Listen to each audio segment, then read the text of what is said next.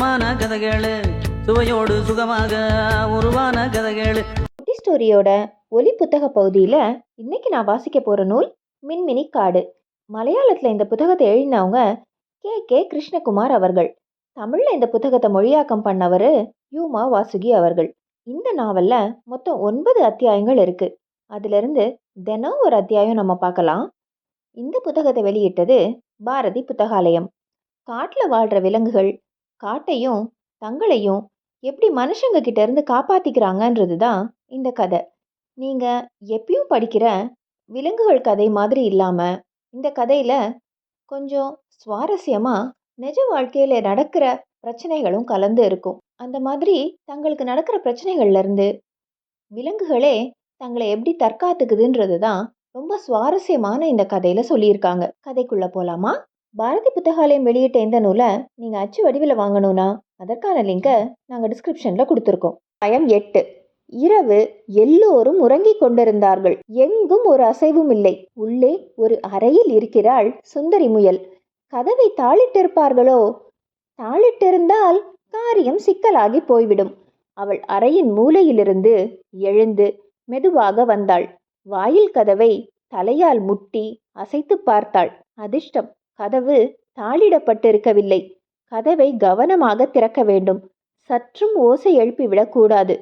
சுந்தரி கதவை மெதுவாக முன்னங்காலால் தள்ளி திறந்தாள். க்ரீச் என்றொரு சத்தம். யாராவது கேட்டுவிட்டார்களோ? அவள் கொஞ்ச நேரம் காது கொடுத்து கவனமாக கேட்டாள். இல்லை, யாரும் இந்த ஓசையை கேட்கவில்லை. அனைவரும் நன்றாக உறங்கிக் கொண்டிருந்தார்கள். லட்சுமி பாட்டியின் குரட்டை தான் பெரும் சப்தமாக ஒலித்தது. சுந்தரி மெதுவாக வாசலில் இறங்கினாள். நிலா வெளிச்சம் பிரகாசமாக இருந்தது.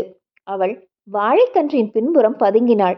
சரையில் என்று தாவி வேலிக்கு மறுபுறத்தில் குதித்து குண்டு பெருமாள் முதலாளியின் வீட்டை பார்த்தாள். இன்று அங்கே வெளிச்சமில்லை. முதலாளியும் அவனது ஆட்களும் பாலம் கட்ட சென்றிருப்பார்கள். சுந்தரி வேகமாக ஓடினாள்.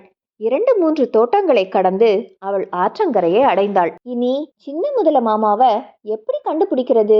இங்கே வச்சு அந்த பரமுவோட கையில அகப்பட்டுக்கிட்டா அவ்வளவுதான். அவள் சுற்றும் முற்றும் பார்த்தாள். கொஞ்சம் தொலைவில் மீன்பிடிக்காரர் சுந்தரத்தின் தோணி கிடந்தது. அவள் தோணியின் ஓரமாக பதுங்கியிருந்தாள். அப்பாடா, தப்பிச்சாச்சு. இனி கவலைப்படவே வேண்டாம். சின்ன முதலை வாய்ப்பிழந்து கொட்டாவி விடுவதை அவள் பார்த்தாள். சின்னமாமா, சின்னமாமா, இங்கே பாருங்க, சுந்தரி வந்திருக்கேன் என்று முதலையை அழைத்தாள். வா பெண்ணே, எவ்வளோ நேரமா நான் உனக்காக காத்துக்கிட்டு இருக்கேன். எனக்கு தூக்கமே வரப்போகுது. வா, கவனமாக என்னோட முதுகுல ஏறிக்கோ. வாக மரத்தடியில எல்லாரும் உனக்காக காத்திருக்காங்க. நீ செஞ்ச குறும்புத்தனம் எல்லாம் மீறி போயிடுச்சு. வா சீக்கிரம். சுந்தரி முயல் சின்ன முதலையின் முதுகில் ஏறிக்கொண்டாள். அப்படி பயணிப்பது அவளுக்கு மிகவும் நன்றாக இருந்தது. வேகமாக நீந்தி போங்க முதல மாமா, ஒரு முக்கியமான வேலை இருக்கு. அவள் அவசரப்பட்டாள். அப்படி என்ன வேலை பெண்ணே உனக்கு? நீ மறுபடியும் ஏதாவது குறும்புத்தனம் செய்ய போறியா? அதெல்லாம் ஒன்றும் இல்லை மாமா.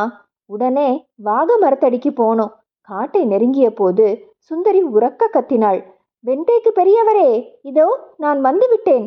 ஒரு அவசரமான செய்தி இருக்கிறது. அடி சுந்தரி பெண்ணே, நீ என்ன காரியம் செய்து விட்டாய்? வா வா, உன்னை நன்றாக கவனிக்கிறேன். கோபமும் நிம்மதியும் கலந்திருந்தது வெண்தேக்கு பெரியவரின் குரலில். 10 நிமிடங்களுக்குள் அவள் காட்டை அடைந்தாள். காட்டில் உள்ள பிரஜைகள் எல்லாம் அவளுக்காக வாகை மரத்தடியில் காத்திருந்தார்கள். மகளை கண்டபோது தாண்டவராயன் முயலுக்கு ஏற்பட்ட சந்தோஷத்தை வார்த்தைகளால் விளக்க முடியாது. தாண்டவராயன் முயல் மகளை கட்டி பிடித்து ஆனந்த கண்ணீர் வடித்தார். எல்லோரும் நிம்மதியாக பெருமூச்சு விட்டார்கள். ஒவ்வொருவராக சுந்தரியை தொட்டு தடவி பார்த்து நலம் விசாரித்தார்கள். ஏதாவது ஆபத்து ஏற்பட்டதா குறும்பு பெண்ணே? இந்த கேள்வியை எல்லோரும் மாறி மாறி கேட்டார்கள். சுந்தரி மிகவும் பதட்டமாக சொன்னாள். நம்ம எல்லாரும் உடனே வெண்டைக்கு பெரியவர்கிட்ட போகணும். மிக அவசரமான முக்கியமான வேலை இருக்கு. அதையெல்லாம் நாளைக்கு பார்த்துக்கலாம். இன்னைக்கு வீட்டுக்கு போலாம் வா என்றார் தாண்டவராயன் முயல். முடியாது, ரொம்ப அவசரமான காரியம். அவரை நான் பார்த்தே ஆகணும். சுந்தரி பிடிவாதம் பிடித்தாள். கடைசியில் அவர்கள் கூட்டமாக வெண்தேக்கு மரத்தடியை நோக்கி நடந்தார்கள். சுந்தரியை கண்டவுடன் வெண்தேக்கு பெரியவர் தலை குலுக்கி ஏதோ சொன்னார். மிகவும் கோபம் கொண்டிருப்பார் போலிருக்கிறது. சுந்தரி ஒரே மூச்சில் குண்டு பெருமாள் முதலாளியின் வீட்டில் கேட்ட விஷயங்களை சொன்னாள். சட்டென்று சூழ்நிலை மாறிவிட்டது. சுந்தரி மீண்டும் காட்டுக்கு திரும்பியதால் ஏற்பட்ட மகிழ்ச்சி மறைந்து பெரும் கலக்கம் ஆட்கொண்டது. நீ சொல்வதெல்லாம் உண்மைதானா மகளே? வெண்தேக்கு பெரியவர் தீவிரமாக கேட்டார். சத்தியம், என் அப்பா மேல ஆணையா சொல்றேன், நான் சொல்றதெல்லாம் நிஜம்தான். எல்லாரும் அமருங்கள். நாம் அந்த முதலாளியின் திட்டத்தை முறியடிக்க வேண்டும். கருங்காலி பெண்களே, பயப்படாதீர்கள். வெண்தேக்கு பெரியவர் உடனடியாக பொறுப்பேற்று கொண்டார். இன்று சனி, நாளை ஞாயிறு, திங்கள்கிழமைதான் அவர்கள் செயல்பட போகிறார்கள். பாலம் கட்டும் வேலை தொடங்கப்பட்டிருக்கலாம். என்னால் இங்கிருந்து அவ்வளவு தூரமாக பார்க்க முடியவில்லை.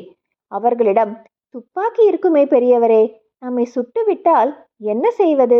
நம்மீது குண்டு பாய்ந்து விட்டால் நாம் நாட்டு வைத்தியர் நாகப்பாம்பால் கூட நம்மை காப்பாற்ற முடியாது என்று அஞ்சினான் அப்பு புலி. நாம் நேருக்கு நேராக அவர்களை தாக்கப் போவதில்லை. எல்லாரும் நான் சொல்றத கவனமா கேளுங்க. வெண்தேக்கு பெரியவர் எதிர்த்தாக்குதலுக்கான திட்டங்களை விவரித்தார். பாலம் கட்டும் வேலை நடக்கட்டும்.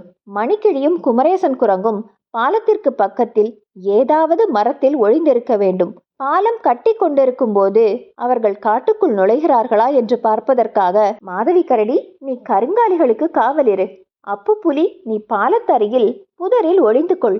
யாராவது காட்டிற்குள் நுழைவதாக தெரிந்தால் அப்போது உருமி பாய்ந்து நீ அவர்களை அச்சுறுத்த வேண்டும். பொதுவாக பாலம் கட்டிய பிறகுதான் அவர்கள் கரையை கடந்து வருவார்கள். பாலத்தை கட்டி முடித்ததும் அவர்கள் உறங்கி இளைப்பாறுவார்கள். அப்போது புண்ணியமூர்த்தி பெருச்சாளியும் அவரது கூட்டத்தினரும் பாலத்தின் நடுப்பாகத்தை நன்றாக கடிக்க வேண்டும். 5 அடி நடந்து வரும்போது நீருக்குள் விழ வேண்டும் பாலம். எல்லோரும் ஏறியவுடன் தான் பாலம் விழ வேண்டும். கேட்டீர்களா? இவையெல்லாம் தவறாமல் துல்லியமாக நடக்க வேண்டும். சின்ன முதலையும் அதன் குட்டிகளும் பாலத்திற்கு கீழே காவல் இருக்கட்டும். நாச்சிமுத்து, நீ இங்கேயே இரு. உனக்கொரு வேலை இருக்கிறது. எல்லாரும் போங்கள். நாச்சிமுத்து நரியை தவிர மற்ற அனைவரும் இருட்டில் மறைந்தார்கள். அனைவரும் சென்ற பிறகு வெண்தேக்கு பெரியவர் நாச்சிமுத்து நரியிடம் ஏதோ ரகசியம் பேசினார். பிறகு நடந்து சென்று கொண்டிருந்த மற்றவர்களிடம் உரக்க சொன்னார். பாலம் வீழ்ந்த பிறகு செய்ய வேண்டிய ஒரு வேலையை நாச்சிமுத்துவிடம் ஒப்படைத்திருக்கிறேன். அதை அப்போது பார்த்து கொள்ளலாம். எல்லோரும் கலைந்து சென்றார்கள். இந்த நாவல்ல வர கடைசி அத்தியாயத்தை நம்ம நாளைக்கு பார்க்கலாம். பாரதி புத்தகாலயம் வெளியிட்ட இந்த நூலை நீங்கள் அச்சு வடிவில் வாங்கணும்னா அதற்கான லிங்கை நாங்கள் டிஸ்கிரிப்ஷனில் கொடுத்துருக்கோம்.